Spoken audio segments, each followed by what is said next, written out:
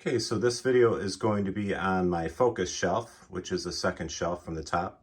That's the one you're looking at with all the Luke Skywalkers and Gamorrean guards.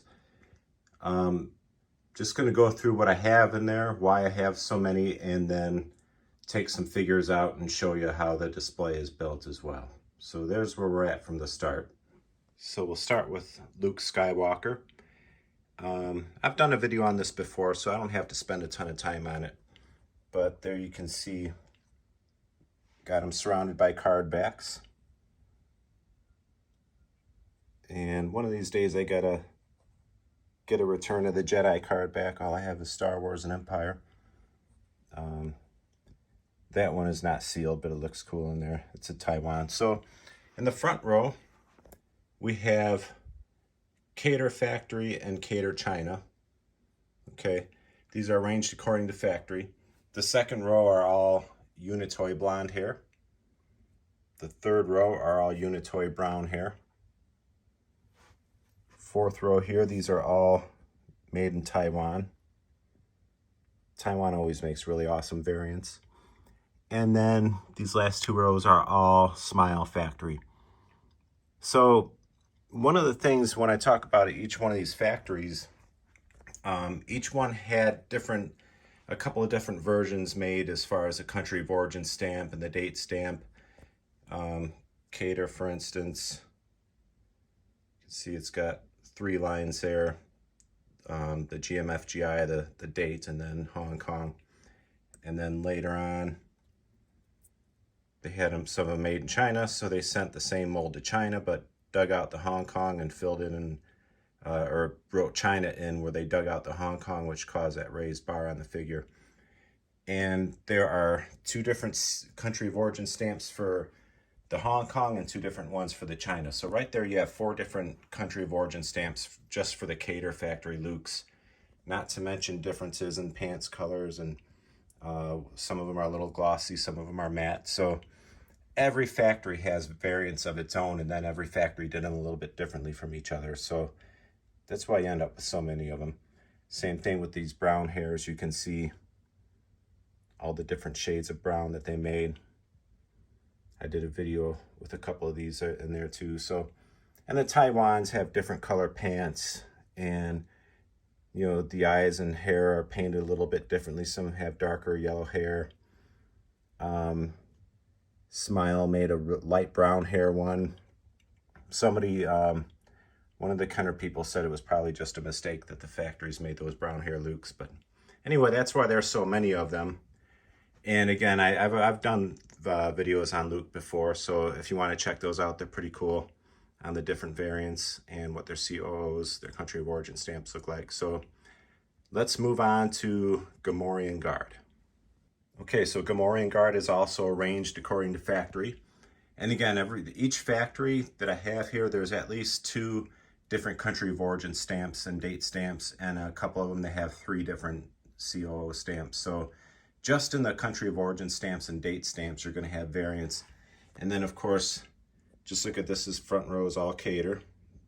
And you can see the light armor, dark armor, light armor, dark armor again. Different colors in the armor is very common with the different factories. So the front row is Cater. That's Cater. The second row is Unitoy. And you can just see some of the color differences in the green plastic. Again, with the armor, a little bit different shades. And then when you get into Smile Hong Kong, you can see how dark that armor is. A little bit lighter on that one. These are mostly darker armor. That one's a little lighter. But a lot of differences in each factory for these figures. You get into Smile No COO, and you can see the dark green, light green, almost grayish green. That's a really bright green there. There's one of the apple greens. There's an apple green. So these are Smile No COO. And then in the back, we have Macau, including that bagged one. Macau, you can tell by those heavily painted yellow eyes. You can see Smile No COO with the small yellow eyes, and look at those big eyes for Macau. So you can usually spot a Macau without even looking at the date stamp or the country of origin. And You can see a couple of card backs back there. So that's Gamorrean Guard. Again, I've already done videos on him, so you can check those out if you want a little bit more detail. They're pretty cool. And then we'll move on to Han Solo. And up next is Han Solo. And I'll be doing a video on these soon to get a little more detailed into their variants, but you can see the two main variants right there. On the left of the screen is the small head Han, on the right is the large head. They were making the small head first and didn't like how it got too small. And so they stopped making that one and carried on with the large head Han for the rest of the run. So the small head Han was only produced on Star Wars card backs and not for very long. There might have been a couple that got put on Empire Strikes Back cards. If that's so, and you have one, you have a lot of money. So there you see it. And like I said, I'll go through a video and get into more detail of the different country of origin stamps. There's his card back. But that's Han Solo. I always thought the small head looked way bigger than the big head. And next, we'll move on to Boba Fett. All right, so Boba, I've already done a video of him too. If you haven't seen it, you should check it out. It's pretty cool.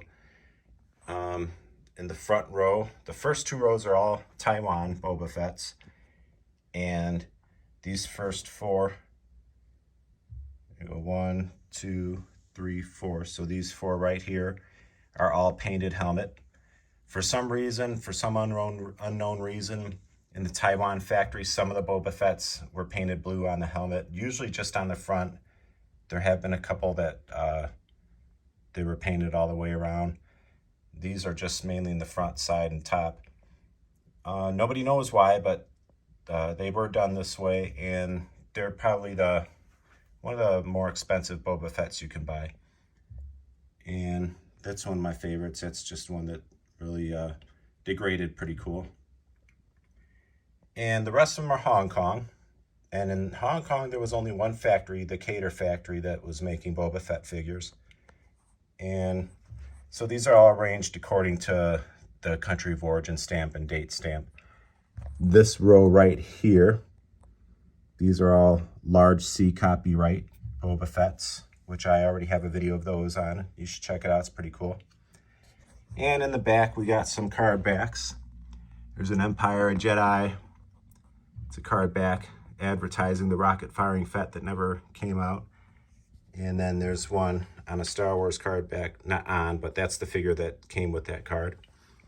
And so, like I said, I'm going to take out some of these figures now and show you what's going on behind them. And that's Boba Fett.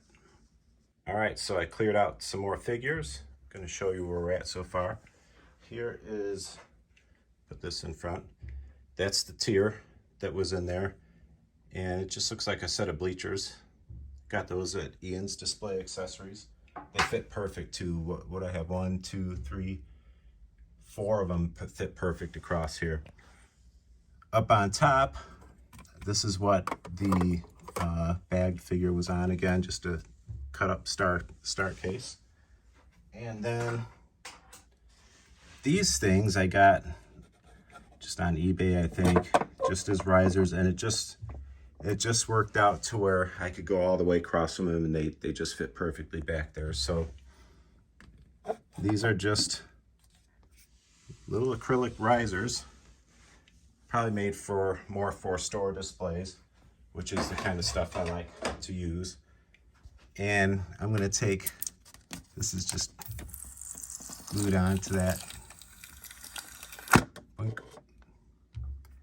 And I think this is gonna go back here somewhere. You can't really see it very well, but this is really cool. This is the note to consumers about the Boba Fett was supposed to have the rocket firing mechanism, and they took it out.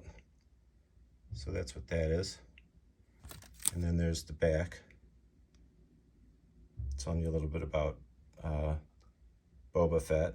They mentioned the holiday special. So that's going to go somewhere where it's more visible. But there you can see this one. So I have these for risers. I have the tiered risers and these little block things. So now that I have everything out, I'm going to put it all back together And I think right where that cardboard is shown right there, I think that's a good spot for that consumer's note.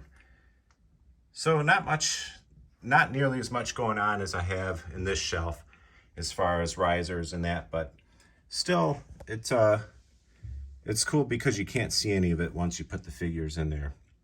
And it's acrylic, so you almost can't see it anyway, but that's what it looks like without the figures. And I'll be right back and show you how it looks when I'm done. So there's the focus shelf all back together again. And here you can see I put all the figures back where they were. I just took that consumer note from there and I put it in the back.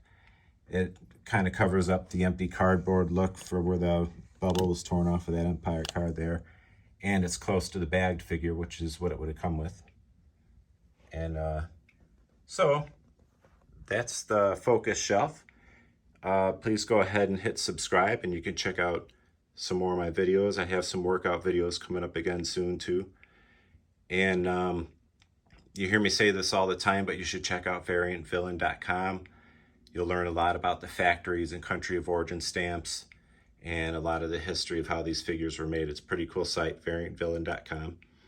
And thanks for watching. Please go ahead and hit subscribe and check out some more videos, and you'll be hearing from me again soon.